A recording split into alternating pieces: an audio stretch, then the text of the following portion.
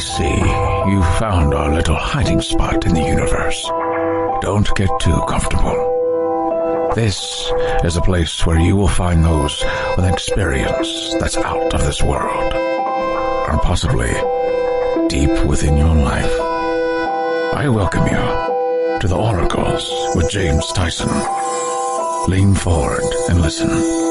We will pull you into a supernatural journey with guests from around the world, each one experiencing some of the most extraordinary phenomena this wee planet has to offer. Now, here are the Oracles with James Tyson.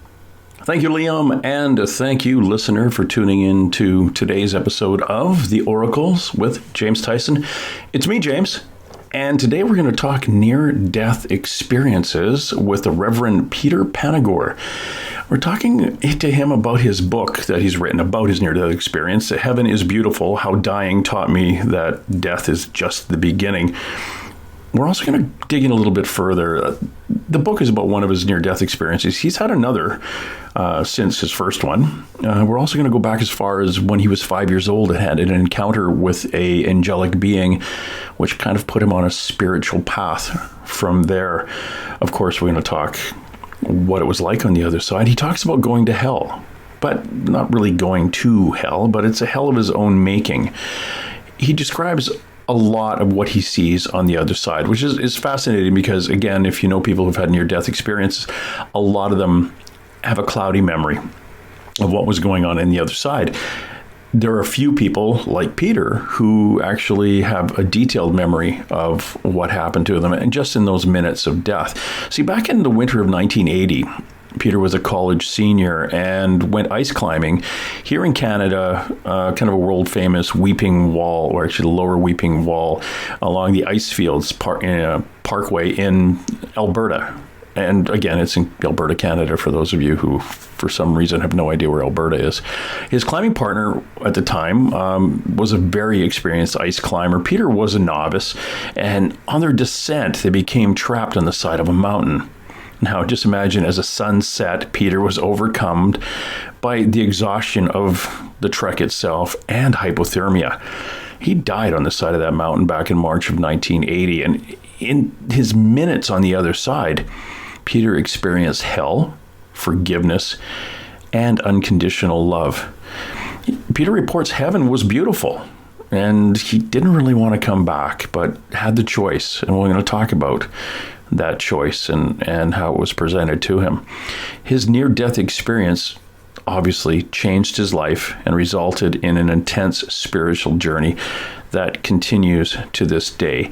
Peter is a retired, he was a pastor for 18 years. He still does counseling. An avid sailor, expert skier, obviously, loves going in the woods and runs and trails. He's got a BA in English from the University of Massachusetts in Amherst, a master's in divinity from Yale Divinity School with a focus on systematic theology and Christian mysticism. So yeah, it's kind of a mysticy kind of background. So it's fascinating what his near-death experience, or where his near-death experience took him. And his education background and his 30 years of yoga and meditative practice and his work as a pastor with the dying and grieving has given him a unique insight and a language and perspective on heaven, God, death, love, life, beauty, and hope. He's a retired pastor and has written a number of things and was a writer for the Huffington Post. He lives out in coastal Maine with his wife, and he's got grandkids, and he lives almost about as far as you can get from me, from one coast to the other. I'm going to go get him now. You're going to like the wonderful Reverend Peter Panagore. Peter, how are you today? Hi, James. How are you? I'm great. Excellent. I am well here on the Pacific left coast. And are you out in Maine? I'm about as far from you on the continent as it's possible to get, because I'm right on the edge of Maine in the North Atlantic. Yeah. I've been almost there. I've been to Halifax, Nova Scotia, and a little bit south of there, but that's about as far east as I've been on the continent. That would be the farthest. It is. Well, that was totally a U.S. thing for me to say, ignoring the fact that Halifax is east of us, and I am not as far away from you on the continent as I can be. Oh, yeah. Sorry, Canadian friends. Or Newfoundland. I guess it was. Yeah. Right. Exactly. No,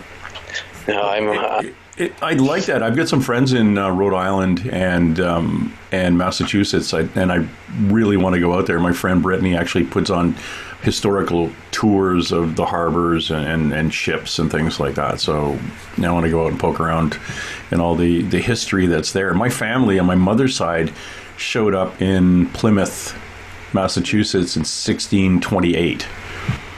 Well, that's a while ago. I tease some of my American friends about being more American than they are. You can't get much more American than just following the Pilgrims into Massachusetts. Yeah, I think. Yeah, I've always been told at least they weren't the Pilgrims, but they were semi-pilgrims. They were still people out looking for a new life and things. And half of them, a bunch of them actually, how they got to Canada is they were United Empire Loyalists that went north. During the Revolution, and the rest of them fought in the Revolution. So that was kind of interesting. They're on two different sides. So well, it's possible that our families knew each other. I had family come in the 1630s to Connecticut, and although it was a long way from Boston, when you're walking or on horseback, sort of the same economic refugees looking for a new life. Exactly. What were their last names? Baldwin, Baldwin. Ours were Center. They left, I think they had an S in Center when they left the UK and they got to the Americas, and they had put a C in front of it. I don't know when the C came in. It may have been later in the late 1700s, or in the 1700s. They spelled it with a C instead of an S. But, or heck, that might have been the family that moved to Canada and they threw a C on it. Who knows? That was us. But enough about history. Enough about you. It is. Now let's stick with you. Peter, when did this whole, I almost said woo-woo side of you, the whole spiritual side, this opening happened in your life? Well, it started when I was about 5 years old, and I told my mom, and she listened to me, and I realized after my conversation with my mom, and I'll tell you a little story in a second, that I better keep my mouth shut about it. So what happened was, I was about 5 years old, and I went into the side yard and climbed my maple tree and went up a couple of branches with my mom's permission. And as I sat in the tree, in a flash of unexpected inspiration, I use all the language I use when I talk about this kind of stuff as metaphor. So an intelligence, an angel of the divine came and told me inside myself, as I was stretched outside myself, to see a glimpse of oneness, that I belonged to God and that I would work for God. And it was this huge explosion inside me of joy. And so I jumped down out of the tree, and I went and I told my mom, and my mom said to me, being a Catholic, since you woke up the baby, my little brother, you're going to have to learn to dust and iron and sweep and sew and vacuum and cook, because nobody's going to be there to do it for you, and you can begin right now with. And she handed me a spray can and a cloth, and I had to, as punishment for waking up my brother, clean the dining room table. And I realized that when I said it to her, it didn't at all contain what the experience was. And so shortly thereafter, I had a out-of-body experience, wakening from sleep, and encountered who I later described, and a good Catholic boy from Boston didn't know anything about Hinduism, but it sure looked like Ganesh to me in later life as I looked back on it. And I fell into the eye and the mind of Ganesh and experienced compassion and wisdom and understanding beyond my comprehension. And when I was out of my body and looking at my physical form on the bed, I completely understood that my physical form was not me. And that began my long journey. And it continued on from there with visions along hiking on the Appalachian Trail, which the year before I died. And then when I died, ice climbing in Alberta, snow caving in British Columbia, ice climbing in Alberta in 1980, it kind of skyrocketed me off in a deep mystical life and changed everything about me. Take me back to that event that you had in the Ice Fields Parkway up in Canada. Obviously it's an accident, but it walk me through the feeling and the perceptions that you have or had at the time. During the long traumatic run up to my death, or during when I was dead, or after? Well, when you say long traumatic run to your death, was there an event, an adrenaline building event that led to your death, or was it very quickly? Did you fall and die, or no process? It wasn't adrenaline, it wasn't quick. It was hypothermia, and it all came as a result of making a youthful bravado choice to make my first ice climb. And I was a mountaineer, backpacker, winter camper, snow caver. My first ice climb with one ice axe and an ice hammer instead of two ice axes. And my climbing partner was a lead trained, certified climber, and we together, both youthful people in our early 20s, oh, sure, right, you can do that, Peter, I said to myself, and he agreed. And so what happened was it slowed our climb down. It's this place called the Ice Fields Parkway, as you mentioned. There's right next to the Saskatchewan River, there's a mountain called Cirrus Mountain at a location called Weeping Wall, for your friends who are in Alberta. And by the time we reached the top of the climb, because I was slow, the sun set, and all the other teams that were climbing that day left.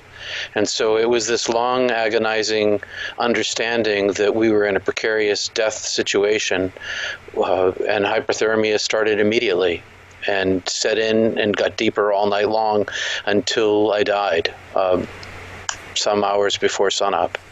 So it was a slow trauma, involved a lot of willpower to drive ourselves, Tim and me both, forward for survival, because I was on the National Ski Patrol at that time as a college student in Bridger Bowl, a ski resort in Montana, and been treating people for hypothermia and frostbite through the winter, and knew what the symptoms were intimately, and knew that we were immediately in trouble.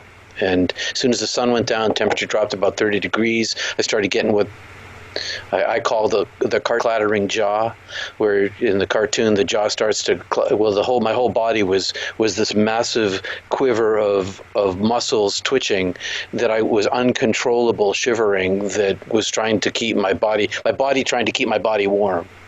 And Tim hauled up the rope. We knew we were in trouble. Tim hauled up the rope. It became a huge knot. The sun went down, the moon didn't rise, the stars were out. We could see sort of in gray and white, and I had to take off my gloves to untangle the knot. It all took hours.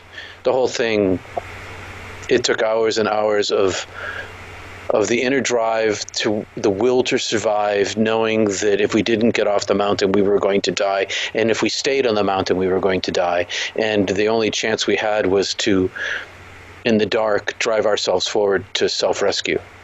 And it took hours and hours and hours. And as this progressed, the cold entered in deeply into my brain, all parts of my body, but into my brain, as is the case with people who freeze to death. And it made me less capable cognitively.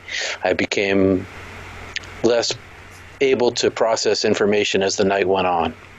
And Tim was in the same boat. And so, long story short, and it's in a book, and it's all over the web and YouTube. It's long story short. By the time we reached the last rappel, 150 feet up, my feet were frozen like blocks of ice, and my hands were frostbitten. All my nose had frostbite, my cheeks and my chin, and we were going to make the last rappel, and I tied the rope to my harness and tossed off the other end of the rope in order to pull it through the ring that was 150 feet above us, and the rope jammed. And when the rope jammed, it was desperate. We knew that unless I got the rope free, we were going to die. And as hours went by and I couldn't get it free, I progressed through the final stages of hypothermia and to the place where you get hot and you take off your clothes. And I unzipped my coat, even though I knew better, and began to fall asleep.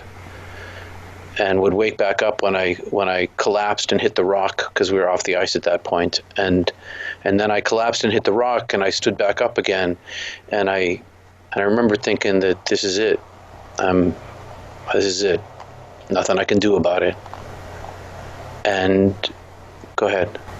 Well, I was just thinking. A thought came to me is that when you get to that point, where you are,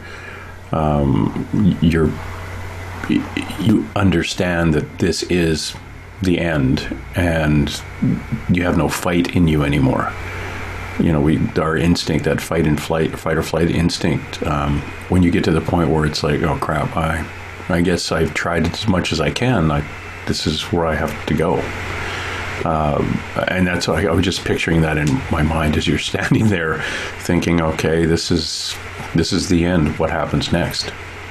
That's what happened, and I was driven all night long by fear of dying, and this. I felt like I was tapping into this deep resource inside. I didn't even know that I was capable of, and that I had this willpower that I kept digging deeper to drive myself forward, because we hadn't eaten, for hours and hours and hours. And I was a skinny little 21-year-old, and I consumed all my fat, and was just trying to, on my willpower with Tim, drive ourselves forward with his willpower too. But then there was like you said, there was this point at which I knew that it was done, and I became peaceful. A peace settled on me, and I thought, oh well, think about my parents, think about my siblings, think about God, and keep pulling on the rope. But once I fell asleep, I knew that, and once I began to fall asleep, it's the end.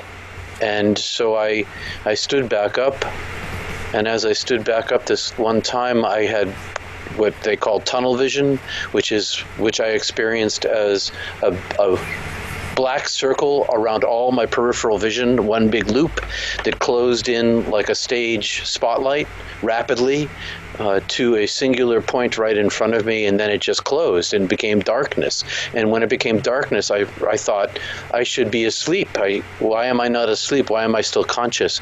And I didn't feel myself collapse, and I was confused about what was going on. And then the darkness expanded into this infinitely wide open darkness that was it was like all that I could see was an illuminated darkness extending into infinity. And way far, far, far away from me, there was a pinprick of light that immediately communicated to me telepathically, non-linguistically, I'm coming to take you. And and I experienced this thing, this entity, as intelligence, as all power, and it rushed toward me, covering an impossible distance of, I don't know, to give it the length of the universe, the length of the time of the universe. It was that far away, and it came to me so quickly, and it remained like a singular entity, but it also expanded and filled my vision at the same time.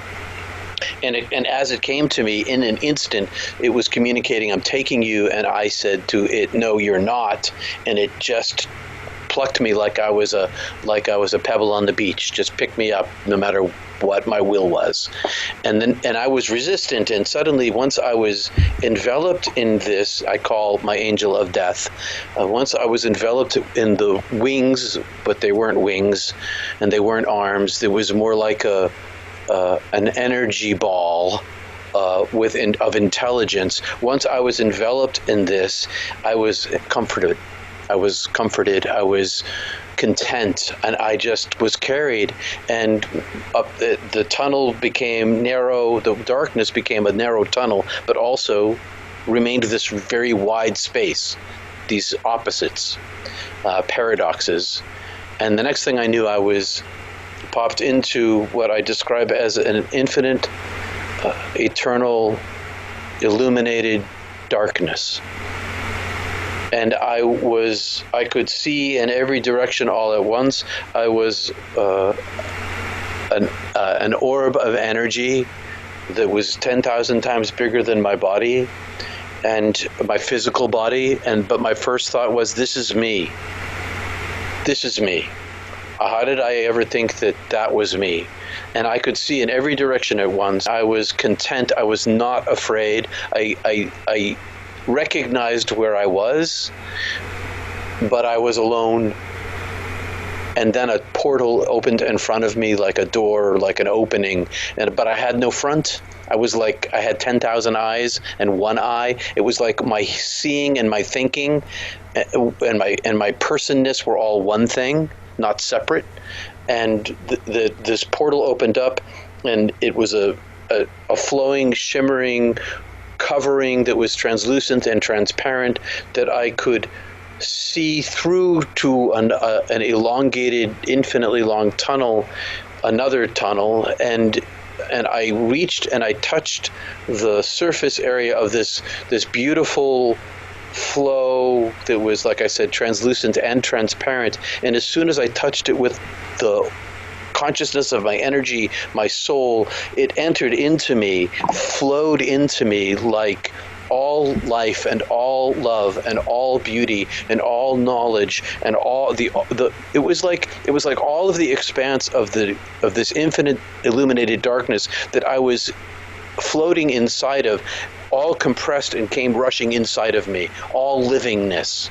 And then I tell the story in a sequence of events, but it's timelessness. There's no sequence of events. I have no molecules. There's no matter, and there's no time. And this I'm entered into, and I hear my name called. Only it's not Peter. It's the name that called me in, my soul into being. And simultaneous to hear my name being called, I see myself in my original created form, like a photon, a singular emanation of created light made from all of the light of all of the universe, all compressed into one star, but not collapsed into a black hole. All of those photons, I am a photon like all of them, but I'm separate from it, and I have this experience of seeing what I call the long tail of my soul, was like this everlasting my existence through time, even though I was in timelessness. And my soul, I saw that I was created by Creator. All of this was happening inside of me and outside of me, and there was no language. There was all instant understanding. And I had all knowledge available to me. I wanted to understand how the universe functioned from the molecular level below that and above that, and instantly I understood. And I also went through a hell of my own making. All of this, all at once. And go ahead. I'm going to stop you right there, because it's important for my listener, because of other things we've talked about. A hell of your own making. Please tell me what you mean by that. I mean that I carried with me into death all of the suffering I gave away in life.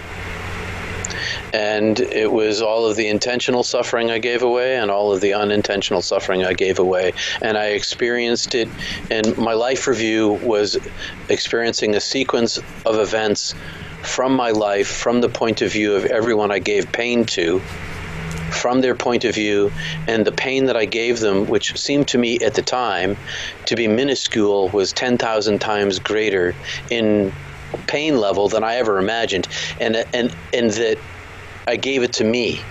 When I gave it to them, when I caused pain to another person, intentionally or unintentionally, I actually gave it to myself. And so I experienced all this pain from their point of view inside myself, tempered by the love that was given to me in life and the love that I gave away, which also came with me, but which seemed to me to allow me to turn my face, my metaphorical face, because I had no face, toward the light itself that was outside of me and inside of me, surrounding me. So as I was going through the sequence of events, experiencing all this pain, the voice that had no sound was saying inside me, I love you, I made you, I know you, I know all about you, I know your life from as Peter, I know all of your life from everlasting to everlasting, I know you as a created creature who I made, I know there was nothing about you that's hidden from me. I love you. I love you as I have always loved you and always will love you. And I forgive you. I forgive you. And I judged myself. I self-judged in the midst of all of this as guilty because I saw the pain that I had given away as the opposite of love. And it wasn't so much that I was forgiven because of the love that I carried with me. I was forgiven because the eternal nature of the divine love is far greater than anything I could ever do to damage that relationship. And meanwhile, in the midst of all of this, I could also see all of the suffering of all of humanity in terms of the same kind of giving of pain to other people as the natural function of being a human being. And so even though I caused all this pain, and I suffered my own hell because I made choices that caused this pain, it was not my fault that I had the capacity to make the choice. The capacity to make the choice is the nature of the universe, not just of humanity, but the nature of the separation from the purity of being as permeating all of the physical nature of all of the universe, including human beings. And so human beings, as part of nature, it's a function of being a human being that we hurt others. Everything consumes something else in this world in order to exist in this universe. Everything consumes something else. Everything's made from something else. Everything we do the same to people. We consume people, we hurt people. But I was forgiven, and then when I was forgiven, there was this, I was then infilled with this combination as oneness of being, this unity, love, beauty, joy, understanding, truth, adoration, bliss, awe, paradise, wholeness, healing, well-being, eternal nature filled my orb of my consciousness to within a molecule of exploding my own containment of myself into the nothingness of being. It's like there was so much of this beauty that was injected in me that one more drop of it and I would have been annihilated back into the oneness itself. And so I experienced this unity of being, but also this separateness at the same time, because I knew that I was less than the wholeness.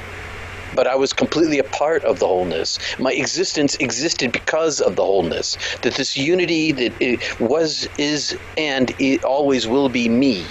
But I am less than all of it. And then when the intensity of that was over, I said to the voice, which is what it was like this. I called it the voice in my head later on. Am I dead? And the voice said, yeah, you're dead. And I said, well, I can't leave. I can't be dead now. And the voice said, but come home. It's time for you to come home. Come home to me. Come home to me. I am love. I am all love. And the love, the immensity of the love that I experienced it's inexpressible. It's all of the universe, all the love that's ever existed in all the universe in one single place at one single time is too small. It's so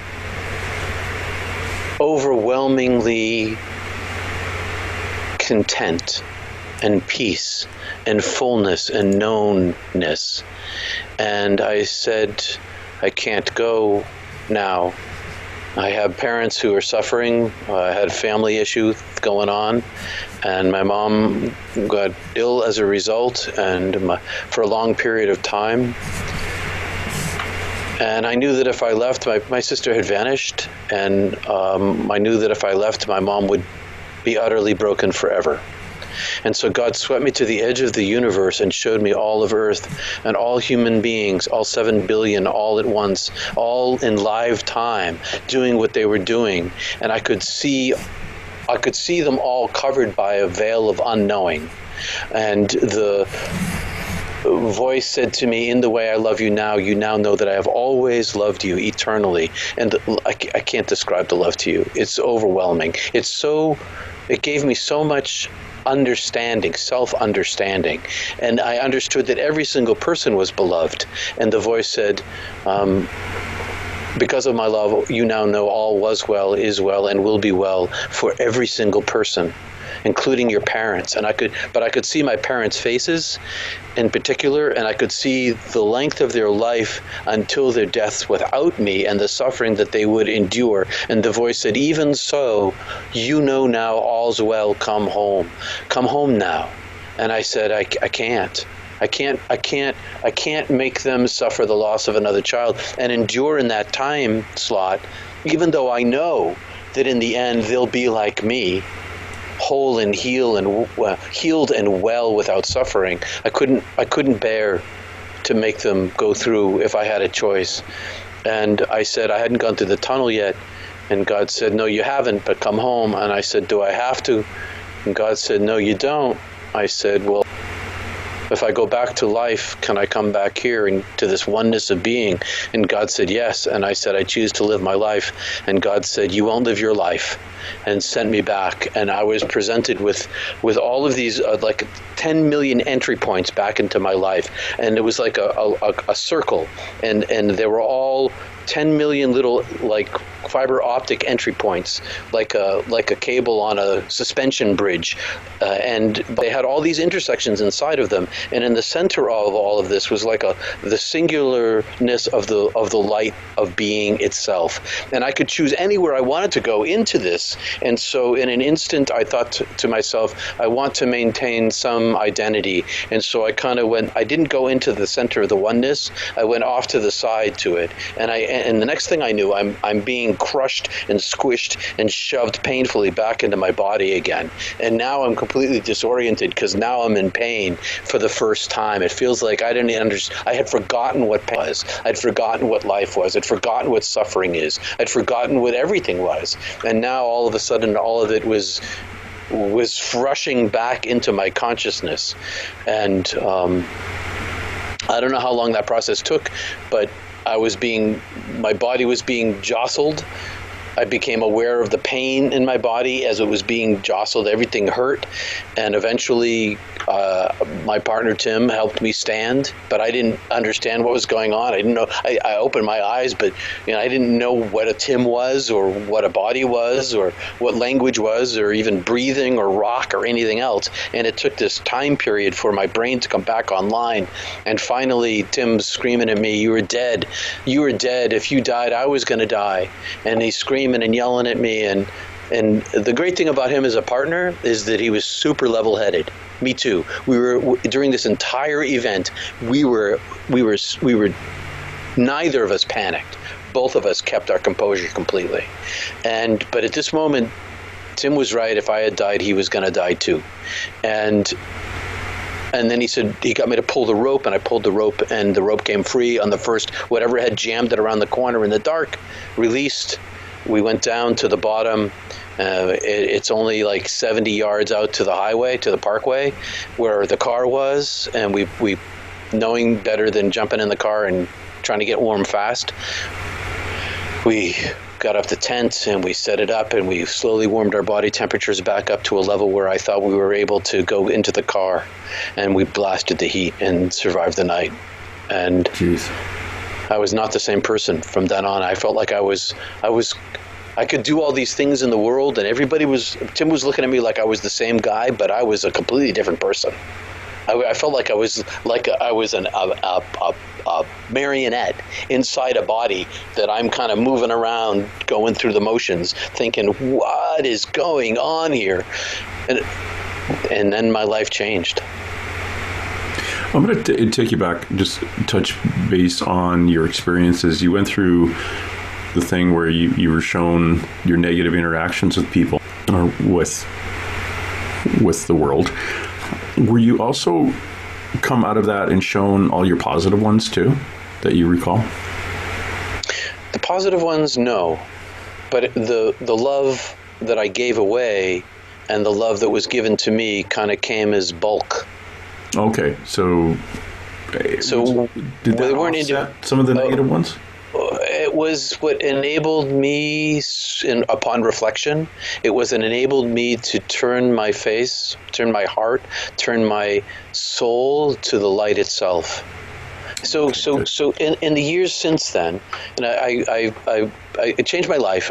I was going to I was an English major, but I was going to go in the family architecture firm, so I was going to go to graduate school in architecture. I've been drawing my whole life at at the drafting board and art and I worked in college, but that all changed, and I went to divinity school instead. Studied mysticism at Yale, kind of on the down low with the dean of students, working for my master's of.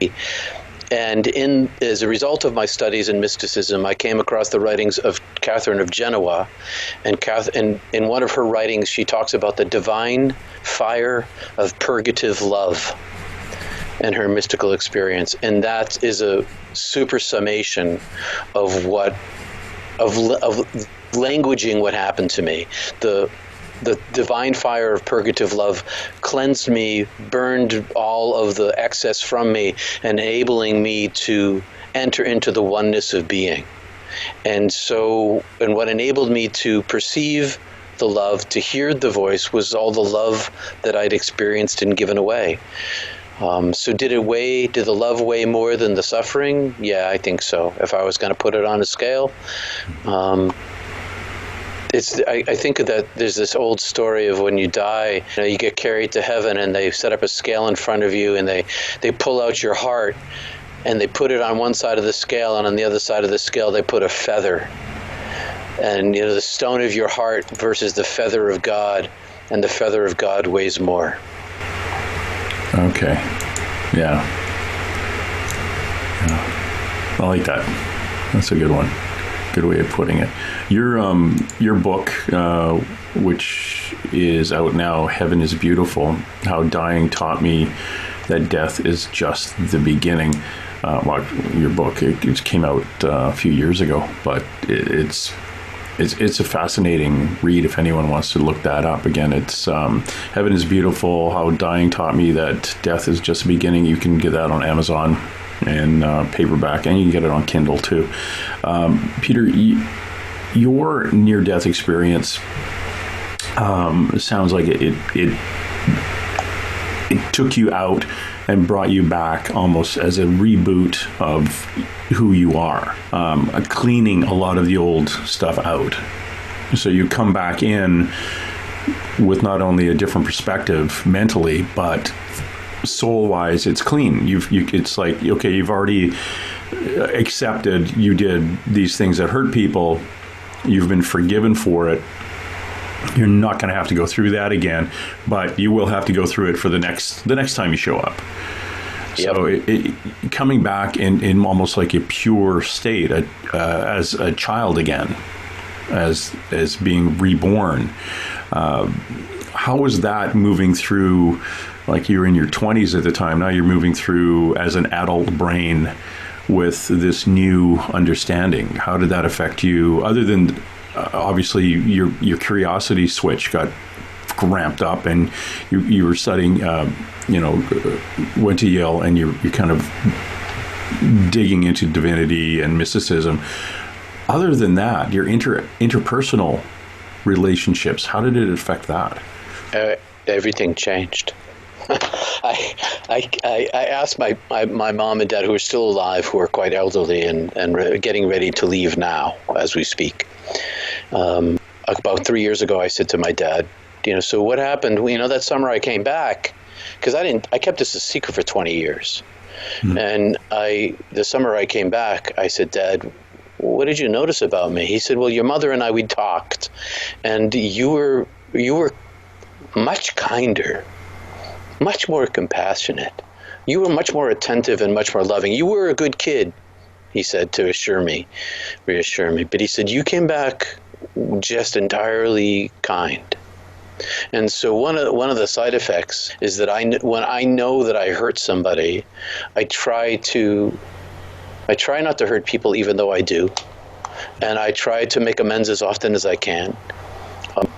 And I expect to go back through again. And one of the side effects I had is, as soon as I came back, I realized that I made this huge mistake and I never should have left. And so I began a 30-year practice of praying every day for my own death. And knowing that I was going to go back, expecting that I was going to go back, will go back through a hell of my own making, and totally willing to do so. Can't wait, want to, desire it. And so my interpersonal relationships, everything about me changed. I couldn't go to architecture school. I walk out in nature. I became super empathic. And so anytime I was in nature, I was immersed in the presence of the spirit that leaks through. I was leaving on a theater tour. So I was at Montana State University as an exchange student. And I ended up getting in the Theater of Silence, which was a sign language theater. Been 10 years they'd been doing it, 24,000 miles, 64 shows. And I was supposed to be in the van with everybody, the passenger van. I couldn't do it. And I couldn't be around people because I could feel their emotions. And I was so lost inside myself, not understanding what had happened to me. I took my backpack and my sleeping pad, and I said to the director, I can't drive. I was supposed to be one of the drivers. And I sat in the back of the pickup truck for 24,000 miles by myself most of the time. Saw America, saw the Great West, but I spent as much time as I possibly could in those early days, and subsequently diving inside. I had the great fortune when I was in high school to learn meditation, centering prayer through the Trappists, and they learned, Trappist monks, this particular monastery had been studying some Zen and some, with Sasaki Roshi and Maharishi Mahayogi, and so they had this centering prayer technique that I began practicing before I died, and used it as my tool to dive inside. And so I decided that since I made the mistake of coming back, I would dig and dig and dig, which was heretical in Christianity, because only Jesus is supposed to get, that's supposed to be enough, but that was not enough. I had to dig my way back. And so I've spent my whole life digging my way back. I'm still digging my way back. You say you made a mistake of coming back. Oh, I think, and this is me talking to people who've experienced many, many different things over the years, but if you were to come back and share your experience with somebody, which flicks a switch in them, and they share an experience which flicks a switch in two more, the pyramid effect going out that helps other people is a gift that you're giving. It's not like what's the term? It's not like you're not providing and helping others, which is a spark that you're bringing. And I think that I don't ever want you to be hard on yourself about it being a negative or being to come back, because every person you tell your story to, or who actually has a bit of a life change or takes a deep breath and thinks within themselves your story, or even and then relates that to their own personal path, those are gifts you're giving to people that they would not have got. I think your coming back has led you to touch many lives, which has allowed them to live the gift you're giving. And that is the byproduct of you coming back. The mistake itself, if you didn't come back, those people may be trapped in a cycle where they can't fulfill their own paths.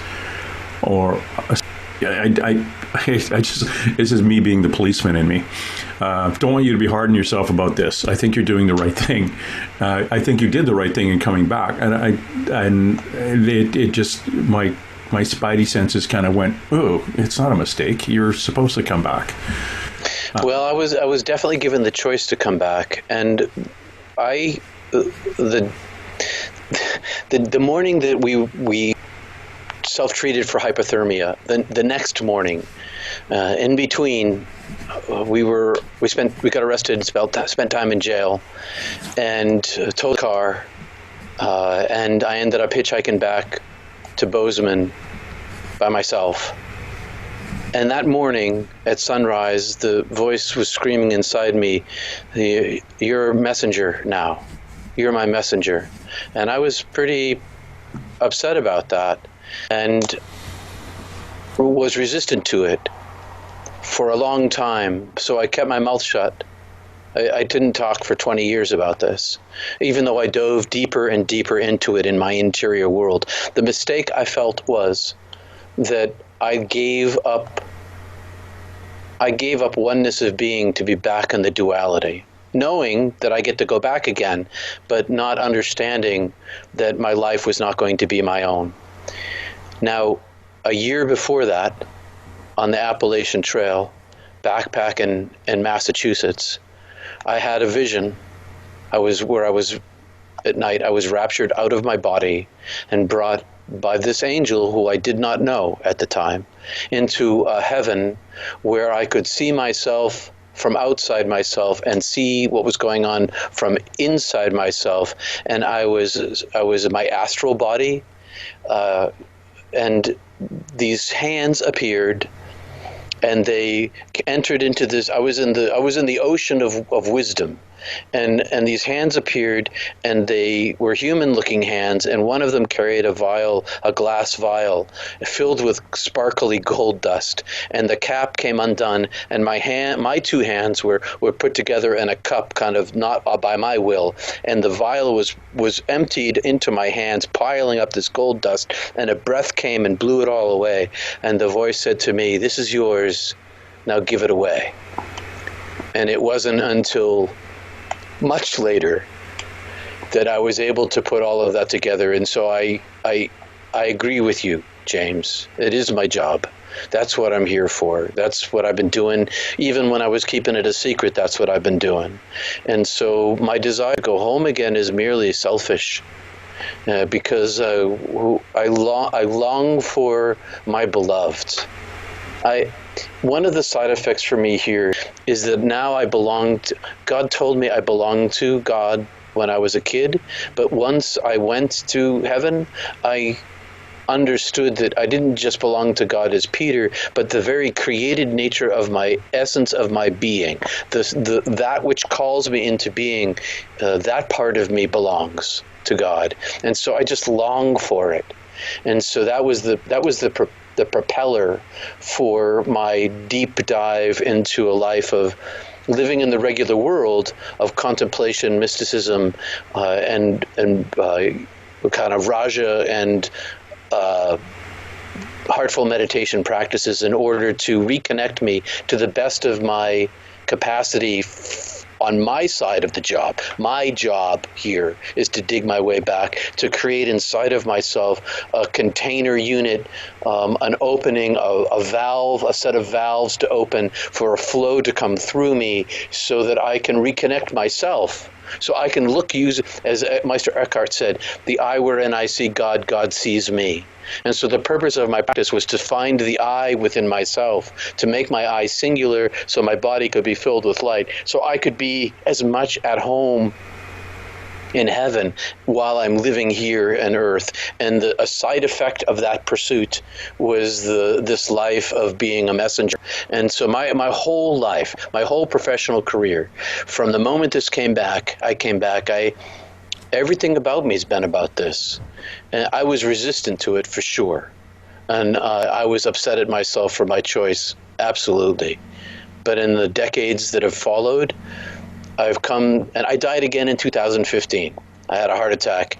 I died in 2015. I ran 5K the day before. I was in a yoga class, and I have congenital thing in my family, and 100% blockage in my widowmaker. And I live in a rural place, an hour and a half from the catheterization lab, with no hospital in town.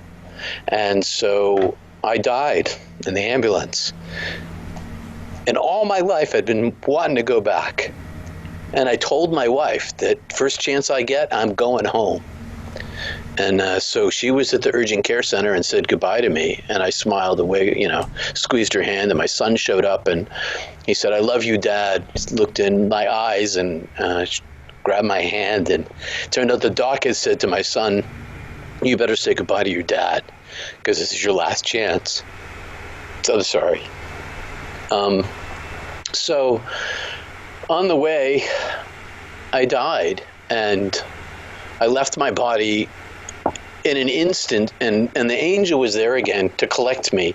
Come home, it's time to come home. I love you, we love you. And I went, and then I started thinking about my wife and my kids and my granddaughter and my daughter's divorce and the brand new baby and the potential dangers of the ex who had some troubles, let's say. And I decided that I couldn't leave yet. And so and I was completely unafraid. I have no fear of death, zero. And I've been saying that my whole life since I came back. And it turns out I don't have fear of death. I was completely calm and had no meds on board. I couldn't take opiates because they make me sick. So I was completely conscious through this whole thing, meditating, using meditation as my tool to control my pain. But I chose to come back, and so here I am still. And the book was released while I was in the hospital. Amazon released it early, and I'm still in the hospital, and they released the book. And I got re-shook up as a result of this, and I recommitted myself in a deeper way to my job. I'm just a messenger. A messenger, not the messenger, just a messenger. I think that there are millions of messengers who medical science has been dragging back as science is driving spirituality forward because they're resuscitating the dead all over the world, across all these cultures for 50 years now. And so there's all these tens of millions of us all over the world coming back, having gone to heaven to varying degrees of experience, many of us coming back with a message of love. And I recognize that it's never about me.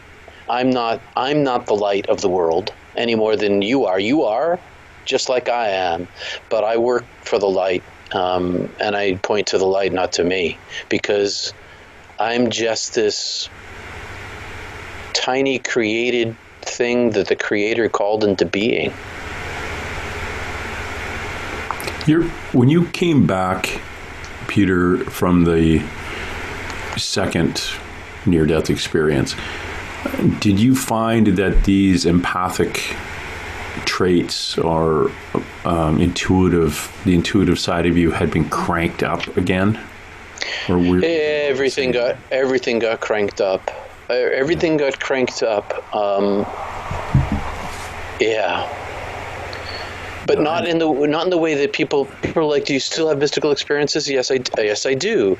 But they're secondary to me. They're all of these things, all of these gifts have become completely secondary to the pursuit of the oneness of being.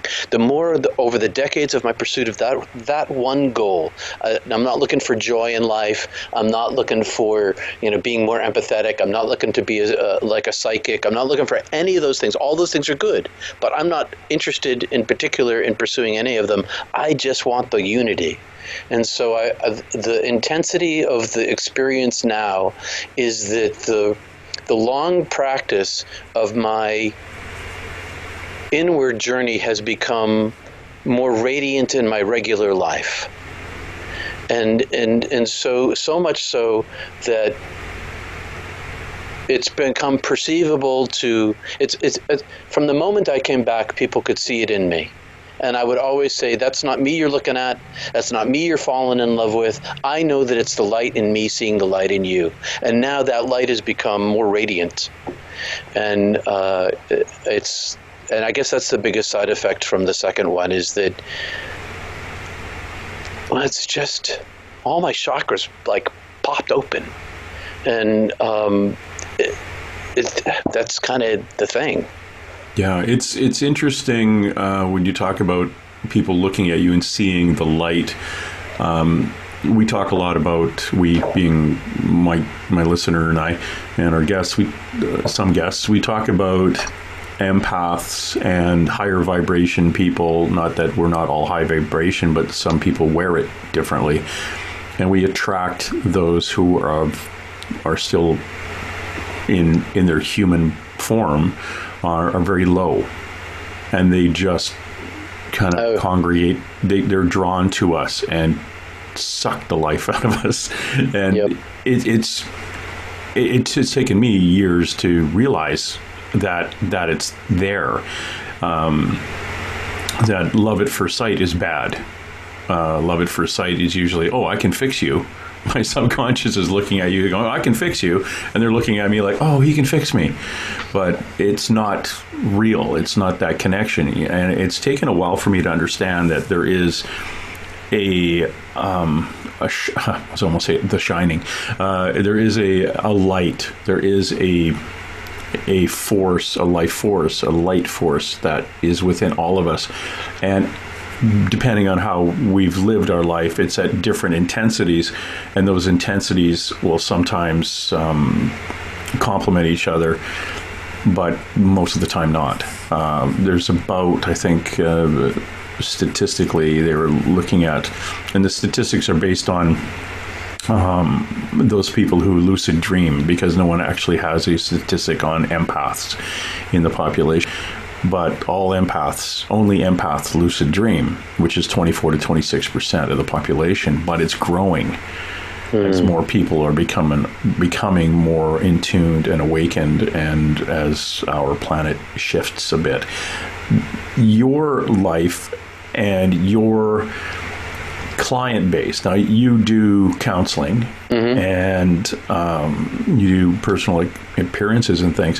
Have you found that you draw a lot of negative to you? Yes, and I was a church pastor for 18 years and did a lot of pastoral counseling, and I was sort of hiding out in the church. I wasn't sort of hiding out. I felt like I was a secret agent for God, the nameless, ineffable, the source of all being, love, working inside the human religious organization, and people were sucking me dry. The energy vampires were coming by and sucking off my soul. And then I discovered that I could create a reservoir of light inside myself through my meditative practice, and the larger, as I enlarged the space inside myself, I had a greater capacity to hold my chi, my prana, the Holy Spirit, whatever you want to call it, the energy. And I could dispense it, but I would run out. And then I discovered that if I opened up both taps at once, the flow flows through me, and as much is taken from me, I always have more. I'm not drained anymore. I mean, I can get physically drained, like I'm exhausted from speaking, or I'm exhausted from this conversation, not this conversation, but I can be exhausted from a conversation. No, definitely not this conversation, but you know what I mean. And so, but I found that if I open both taps, the in and the out, I have an endless supply. And so I do attract all sorts of people who are in need at lots of different levels. And I know that all of the counseling and words I try to use to help them on their path is secondary to the communication of the I'm kind of loath to use this word, but it's the closest I can come, and I think it's the Shakti, which is the giving of the light itself, and that's always my goal, is the giving of the light itself. And so I did this. I had a TV spot for 15 years, and 2 minutes to give a devotion every day on these NBC stations before the weather in the early morning, and I would meditate while I wrote. I would meditate in the studio while I spoke, weave inside the words the light itself, and become, when I was writing, and then when I was speaking it, I tried to weave it inside the words so that my throat chakra would carry the energy of the divine light, and my eyes looking in the lens would project the divine light. I try to get myself out of the way. Meditation is always it can always be about getting yourself out of the way. It can also be about mindfulness. But I use it as a tool to negate the false self. And so on all these things that I try to do, my real goal is not the language I use, but the communication of the divine experience itself as best as I'm able to get out of the way and let it flow. And when I think that when an individual experiences the light themselves, even just a tiny little bit, that's enough to propel them, or maybe enough to propel them, or to plant a seed in them for the light to expand, to grow. Like Jesus said, heaven is like the tiniest of all seeds. So I'm trying to plant all these seeds of heaven inside of people as I go, and let them grow as they do. It's not my job or my responsibility to try to bring anyone into the light. My job is merely to show it and to present it. And that's exactly what I try to do all the time. Within the mud man myself of all my own frailties and foibles and, picadillos and all the rest of the things that make me a human being. Because I ain't perfect. That is for sure. This is not about my character or personality of my own perfection. That's not what this is about. There's no human is perfect. Nope. If you come to this plane perfect, you're taken back pretty quick because you've got nothing to learn. Yeah. Well, yeah. It's the way you're talking about turning on both taps. Since around 2012, I've had the good fortune to be pointed out that I can actually read cards for people or read people. And one of the things I used to say, I'd look at somebody and say, I can only describe this as like you're a teapot with a bunch of cracks in it, and your energy is going in multiple directions to your children, to your neighbors, to work. Everybody is drawn to you, and they're just, like we talk about energy vampires, or they're just sucking all this energy out. And the universe, God is providing you with your energy for yourself. It's constantly coming in the top of the teapot, but it's going out the side, so you're not filling. And this is why you're not feeling well. And then every so often I'll find somebody who's on power. Not every so often, quite often you get somebody, or when that person starts to understand a little bit more, and through meditation this happens a lot, that the breaks and the cracks in the teapot are done.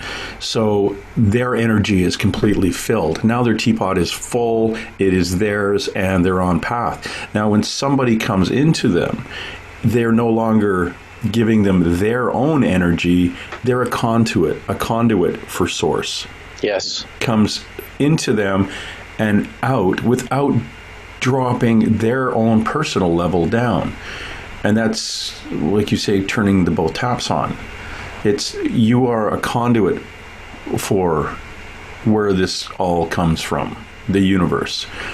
You are a conduit, and that's your support for other people without leaving you that empty shell that we used to be before we kind of understood this stuff, where you'd kind of just want to be home. I have an older daughter. An older daughter. She's not older than me. She's my oldest daughter is a very, very high vibration young lady.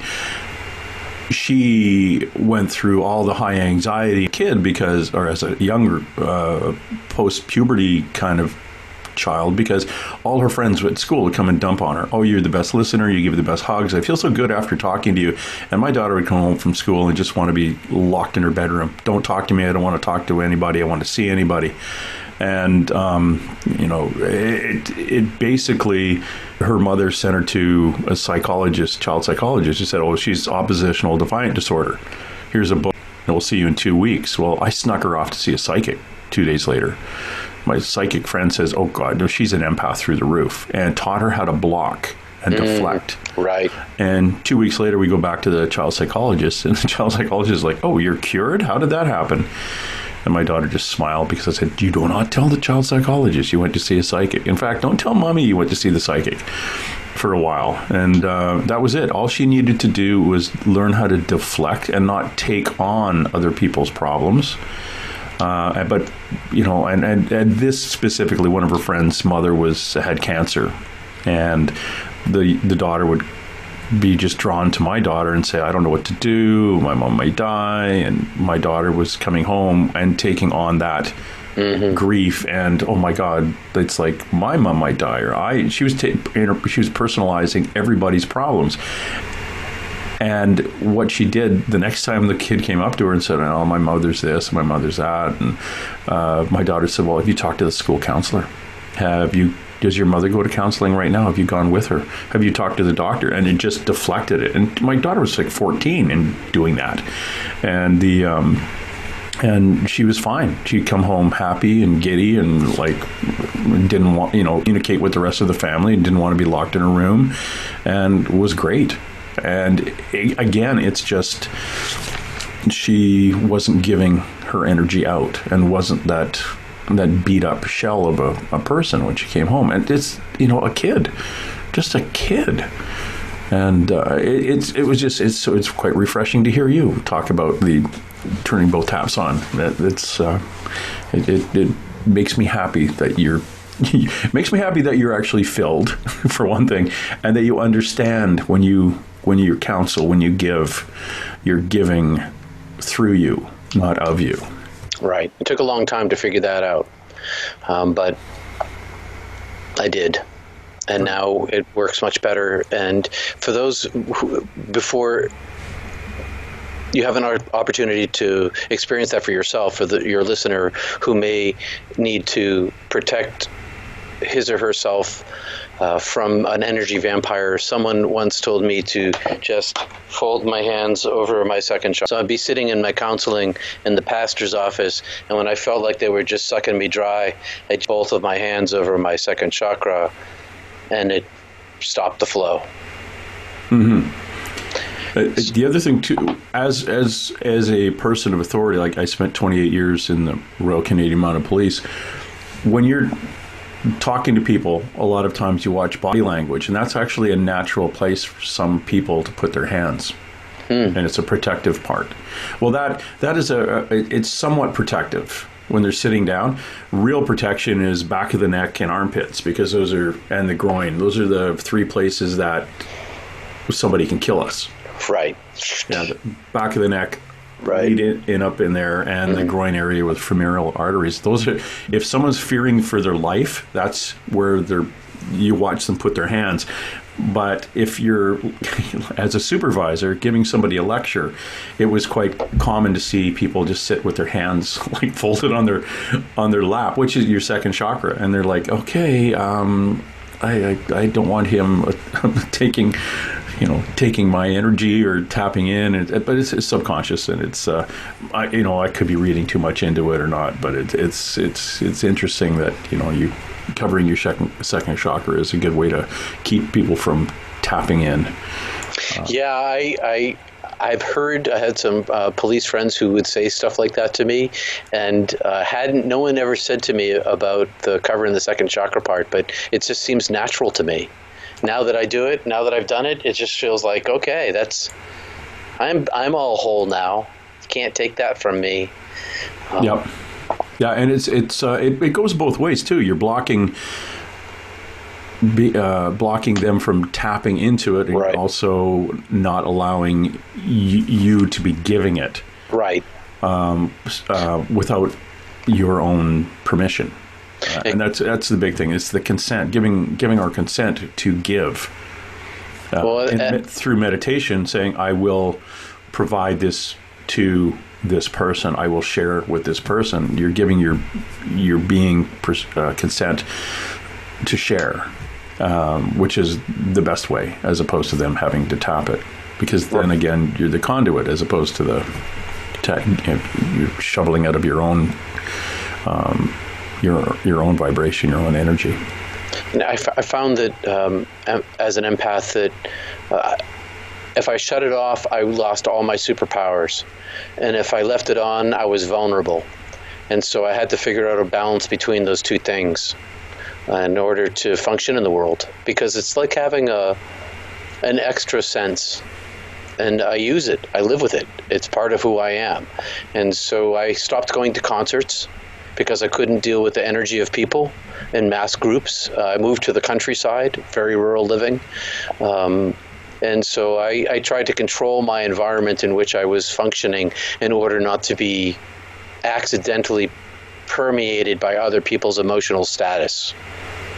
Do you turn yourself off, though, or protect yourself? Or some people put themselves in a bubble through meditation. Do you ever do that just literally to sleep? Because being bothered by dead people between 3 and 4:30 in the morning, bringing home those who haven't crossed over can be a little bit irritating, unless you are at a vibration where they don't really bother you as much as they did when you were a kid. Yeah, they don't tend to bother me so much, and I use my meditation, my powers of my mental focus to shut my mind off to go to sleep, and Good. So I guess in that way I protected myself from it. When I am available, though, I mean, I'm like generally available to that kind of stuff just because I don't want to shut it off. Like I want to be able to feel people's emotions because so you talked earlier about the vibration level of light in people. One of the side effects of my near-death experience is I see light in every single person, and it's like if you've ever seen the drawing of the eyeball on the hand. Yeah. Right. So it's like I have eyeballs on my hands, and I feel people. I feel their chakras, their auras, their energy, whatever the heck you want to call it. And so I use if I shut off my empathy, I kind of close that whole thing down, and so I lose this capacity to understand better. And so I kind of leave it open all the time for that reason, and because of my long experience now with it. When I encounter people who are an immense amount of negative energy, like bad people. Like I was walking one day in the city in Maine, not the capital, but the biggest city, and I was near the federal courthouse. And I was walking on the block, and there comes a suit, obviously a lawyer, and a guy who doesn't look like a suit, obviously the criminal. And as I walked by these guys, I was within 2 or 3 feet of the criminal's aura, like of his person, and it was like sweeping through a wall of pollution. I was like washed right through me, and I gave these guys a wide berth.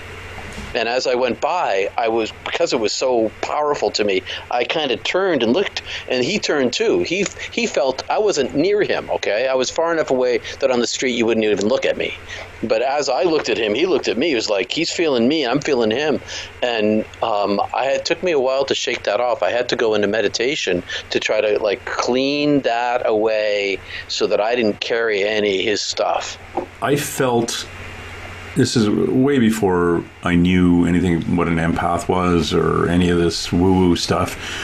I was doing surveillance on a serial killer. And, of course, we didn't look like policemen. I had long hair and a beard back when I had hair. And I walked up behind him. He was at a animal or a pig or livestock auction, and he was buying some hogs. And I walked up behind him, and I couldn't stand behind him because I wanted to see what he was writing and who he was talking to, and I literally stopped about 4 feet behind him or a little past arm's length, and I hesitated because it was like there was a big hole between me and him. Like I was going to fall into this hole. He was later convicted of killing 22 people, but he killed a lot more. But very, very odd feeling, like you're standing on the, well, maybe not you because you climb mountains, but if you're standing at the edge of the Grand Canyon and looking down, there's that whoa kind of feeling. Well, people like me who don't climb mountains, that was the feeling I got. Your stomach kind of turned, and that's the only way I could describe that feeling. It wasn't that I feeling sick. It was just like, oh, I'm going to fall into a hole. It's almost like vertigo. Is what I'm trying to say. The vertigo of it. But of course, back then I had no idea what it was like, and I dealt with lots of criminals. But this is since 1989, so 90% of the criminals I dealt with are regular folk who suffer from addiction. And their crimes are based on providing for the addiction. So are they quote unquote bad people? Not really. There was a few people in there who were very violent people, and a couple of murderers. Over 28 years, you run into them. But the serial killer, the active murderer, that was the one I felt something from. The other ones were, I found, and it was kind of funny because they said that I was really good at interviewing and getting confessions. And then in hindsight now, with this whole empath side of things and the higher vibration or lower vibration, I ran a bank robbery unit or a robbery unit, and I could walk in and sit down beside somebody, and you could see them totally relax. And then they just wanted to tell me their life stories. And people were saying, "You're really good at this."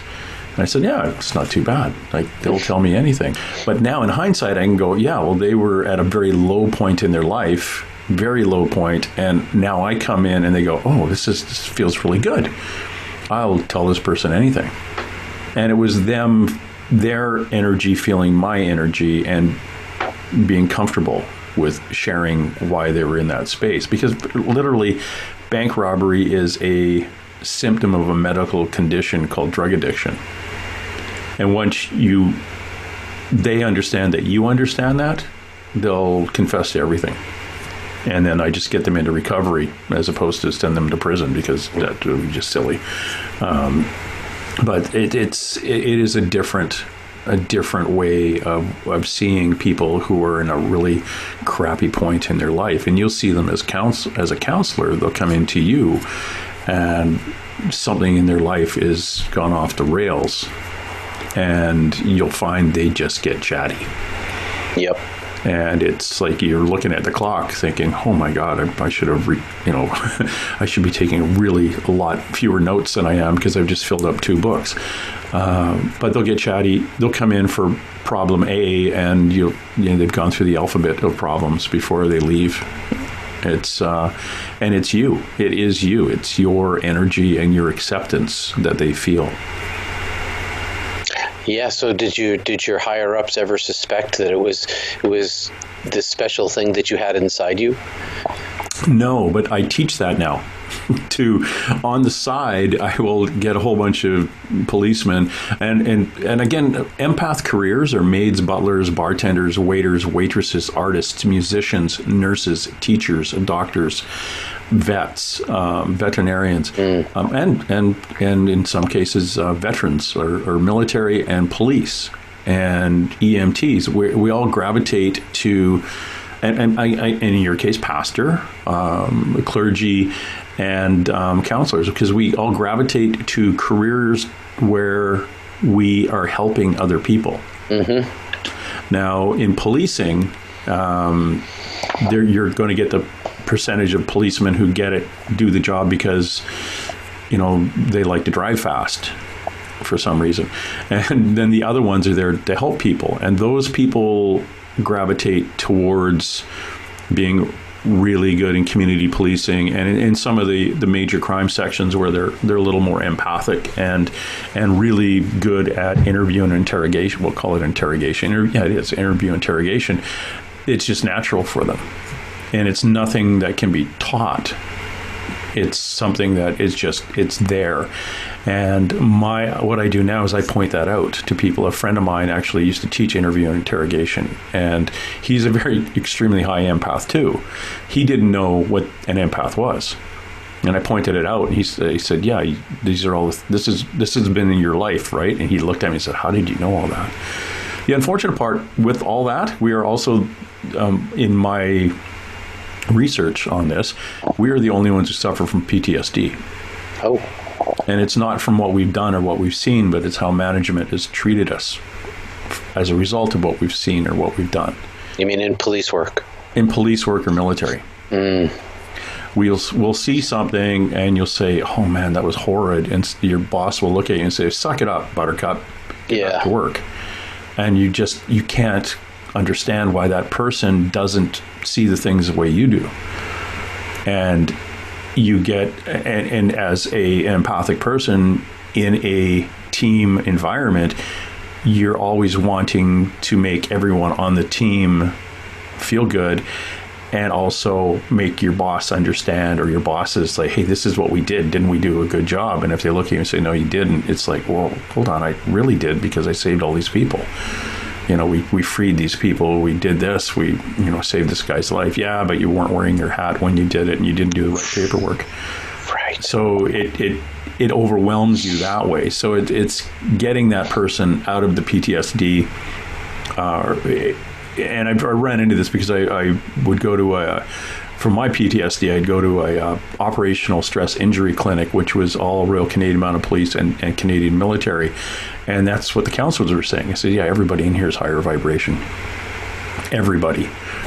From the counselors to the clients, there is no lower vibration clients coming in. Everybody has been seeing ghosts ever since they were kids.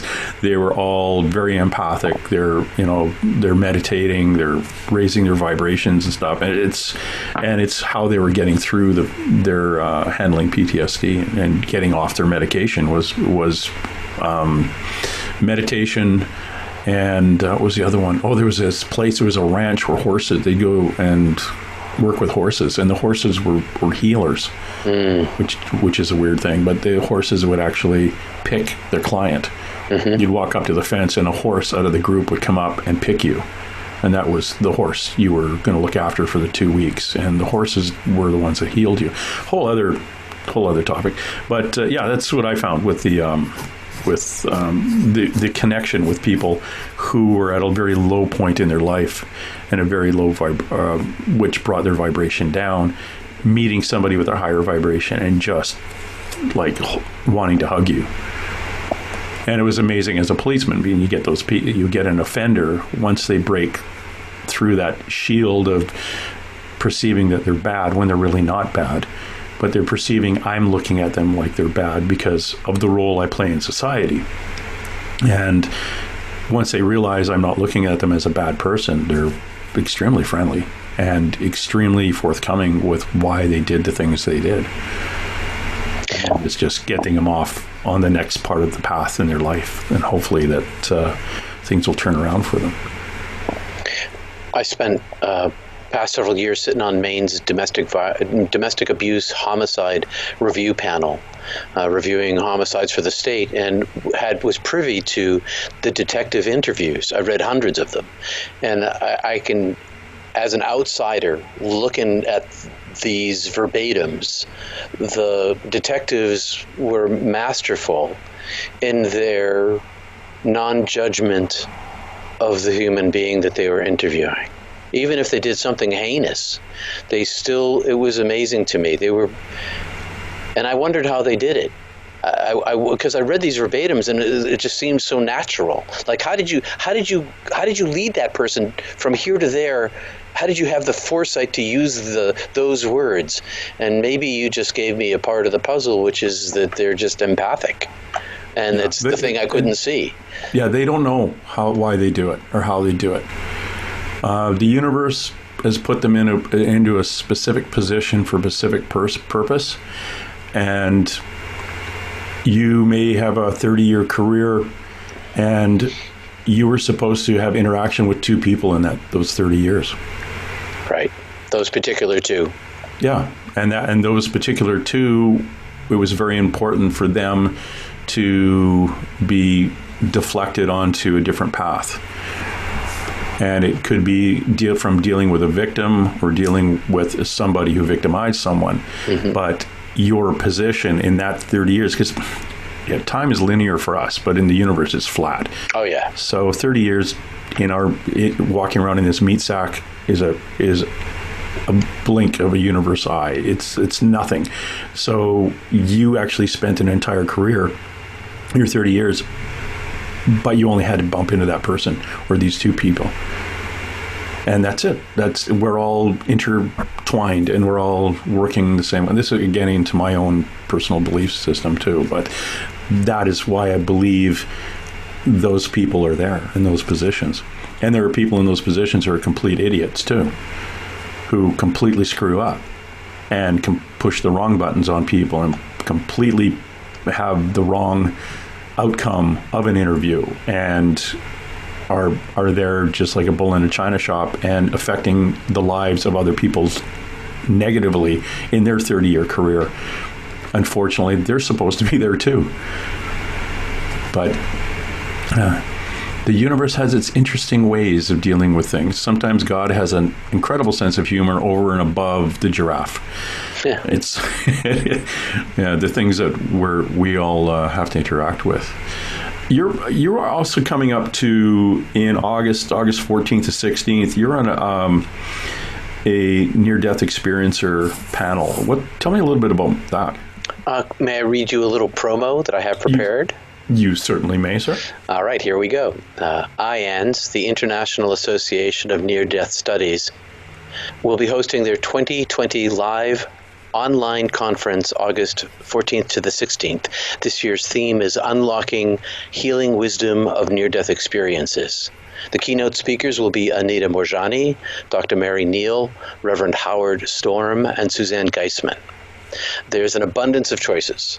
Personal accounts of inspirational NDEs, up-to-date reports by expert researchers, healing help for grief, anxiety, and fear of death, a live participatory experiencers sharing lounge, 4 Zoom rooms with simultaneous programming. And I'm a plenary speaker on Saturday, August 15th, and I'll be talking about modern mysticism and you. So you can join IANS for their opening program, plus a 2-day informative package online conference, including 90 days video on-demand access. And that's for more information, virtualconference.in. Let's take that again. virtualconference.iands, virtualconference.iands.org. And that's my little spiel, and thanks for letting me read that out. I appreciate that. Listener, you can go and check that out when you're ready to. Excellent. And what I'm going to do is I'll put a link for, if anyone's listening to this via Libsyn or one of the other ones where actually I can add a link. I'll be adding a link to Peter's website as well as the conference, online conference coming out. That'd be interesting. Near-death things have always fascinated me. I was asked after my car accident where I first saw this ghost kid if I had actually died, but I hadn't. I didn't even bump my head really hard because I had all sorts of out-of-body stuff after that. But it was more probably a shock to my system as opposed to an actual shutting down the system like you've had. I've interviewed some psychic friends of mine who are like Marianne Morgan, who was Ronald or Nancy Reagan's psychic, and Robin Williams' psychic, and Frank Sinatra and things like that. She's died 5 times, and she knows when she's going to die again. And how. And every time she passes and comes back, her abilities are cranked right up. I clear ghosts out of people's houses remotely around the world with a psychic named Skeeter Wellhouse. And she's died, again, I think she's on her 5th death too. Every time she's come back, her modalities are through the roof. And it's just kind of funny because we cleared some dead people out of a house not too long ago, and she now sees color, and where the people used to kind of walk towards her to the light, she now has deities come through and cross them. We had St. Peter come in and help out at one time a week or so ago, which is totally new. So every time she comes back, she's got some whole new toolkit to come through and work on these things. Your belief system. Now, you worked as a pastor, you went to divinity school, But again, you're a little bit outside in your thinking, possibly of like, very, let's say the Catholic Church. In your experience and in your teachings or in your studies and in your experience after your near death and your interactions with other people, what religion do you see as being the closest that melds with your experience? I can say these several things. I can say that the Self-Realization Fellowship with Paramahansa Yogananda has contacted me repeatedly. Some of the people in their higher up organization saying that what I say aligns with what they say. What's the name of there's a book series, Course in Miracles.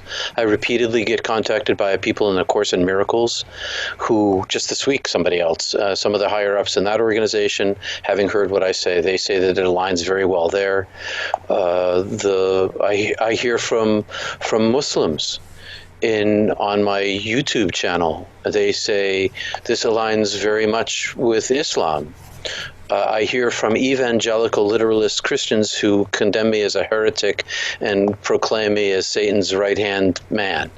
I find that the history of not a particular religion, but all forms of mysticism, Sufism, mysticism in the Western Catholic Church, mysticism in Orthodoxy, the mysticism of Hinduism, all these things are much closer to my experience of the divine than any religion. I find that Jesus, the moment I went to a Catholic high school. We read the Gospels one a year.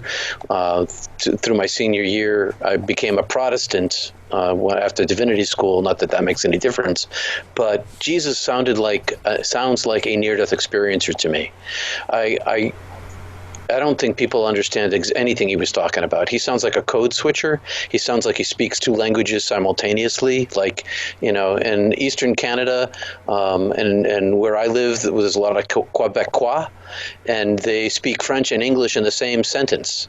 And they use French syntax. Right, Franglais, that's right, yeah. Or Spanglish, and I think Jesus was a code that's called code switching, and I think Jesus code switched between metaphor and Aramaic, and I think that he was always talking about heaven. And most people who read the Bible, the theologians, they just totally miss it, and so.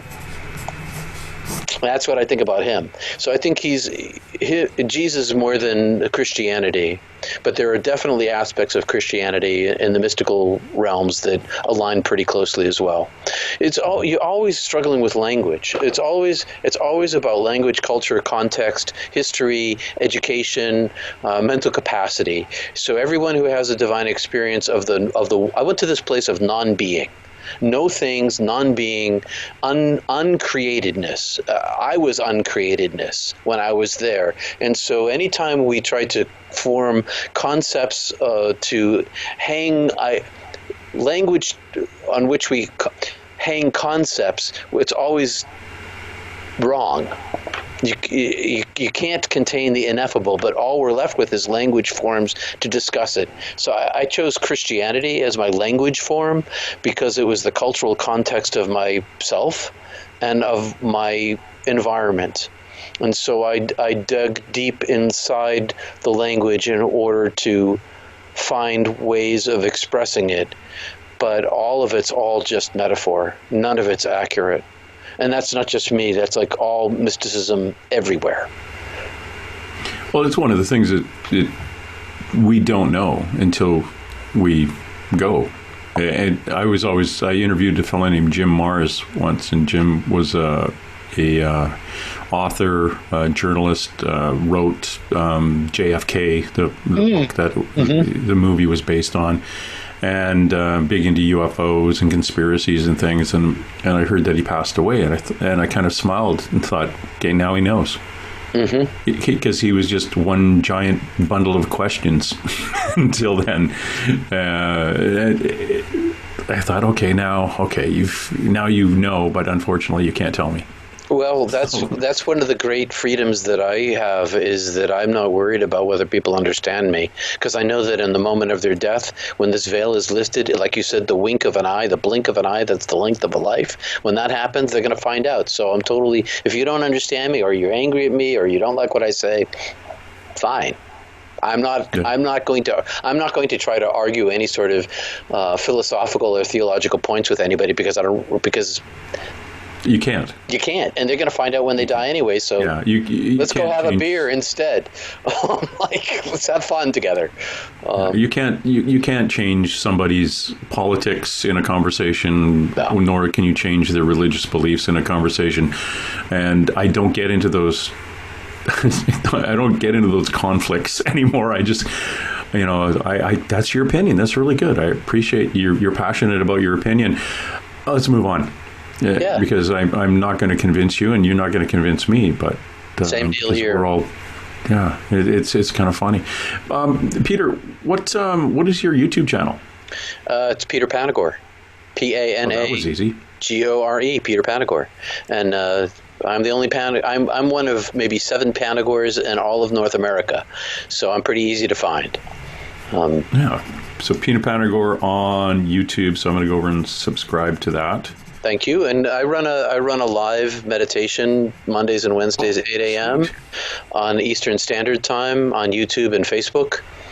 And I run this thing. I've started this thing called Not Church on Sunday mornings, where it's Not Church, a heretic mystic's perspective on the biblical writings, basically. And so I try to deconstruct and reconstruct through the lens of near-death experience. It's been going all right. I just started it a couple of weeks ago. COVID made me kick me into gear on that. And so I'm trying to provide venues for people to find their way back home again. Not too quickly, though. No. Well, when they're ready. Their time's coming whenever it comes. And from the other point of view, I didn't tell you lots of things that happened on the other side, but one of the things, it's all in the book. By the way, it's an Audible bestseller, and I've just signed a feature film contract with major Hollywood producers for a movie. But for Heaven is Beautiful? Yep. And Sweet. We're hard at work on that. One of the things I didn't say is that one of the reasons why I thought I could come back and endure here was that I understood how short life is, and so that my 21 years were literally a wink of my eye and length of time. And so I know that when I go back there again, all the suffering I will have endured here and the time I spent here will be nothing, zero, zippo. And so that's a great freedom that I have. It's a great after effect. Oh, that is fascinating. It's the after effect of what you experienced is the ripple in the pond for other people. It goes out from you to others and touches so many other people's lives. You've written a series of books, or not another series, but you've written a couple of other books, Chicken Soup for the Veteran Soul, Stories to Stir the Pride and the Honor of Courage of Our Veterans, as well as 2 Minutes for God. Very, very interesting reading. I'm going to now have to poke around. I'm going to have to get the Amazons to send me a book now. And you can get those books via your website and also on Amazon and wherever books are sold. Yeah, if you go to Peter's website, peterpanagore.love is his website, and it'll give you the links to a number of things, as well as his books and videos and interviews and other bits and pieces. A blog? Are you still active with your blog? No, I was a blogger for Huffington Post, and Huffington Post about 2 or 3 years ago closed down all their blogs, and so I just stopped blogging. And but they're still all posted up there, and I do mostly little video clips on Facebook and YouTube, and I'm working on the movie, and I'm working on my book, and so all of my writing skills, my next book, all of my writing skills are going into those works at this point. All your time in writing, and you're still obviously doing counseling because still doing counseling. Called you this morning. You were just coming out of a meeting. Again, thank you very much, Peter, for dropping by. I really appreciate this. Peter Panagore. Go to his website again. It's Peter Panagore. Just actually Google Peter Panagore. Panagore. Don't do that. Google Panagore. Reverend Peter Panagore. Thank you very much, sir, for dropping by.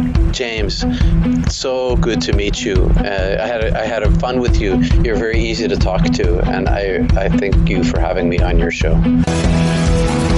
Watching you while you sleep all alone. All right, that's it. Let's roll. And hey. Let's be careful out there. Far over the snow, what are those voices? They sing as they go. What are those voices? Look up for the mountain. We come. Somebody hide, somebody better hide. On through the hill, like a pack of angry wolves on the trail. We are after you, dead or alive. We are out to get you, dead or alive. And forget yourself. If you're the one, better run away. Son, you are done. Throw your gun away. Here come the Mounties to get the man that after now.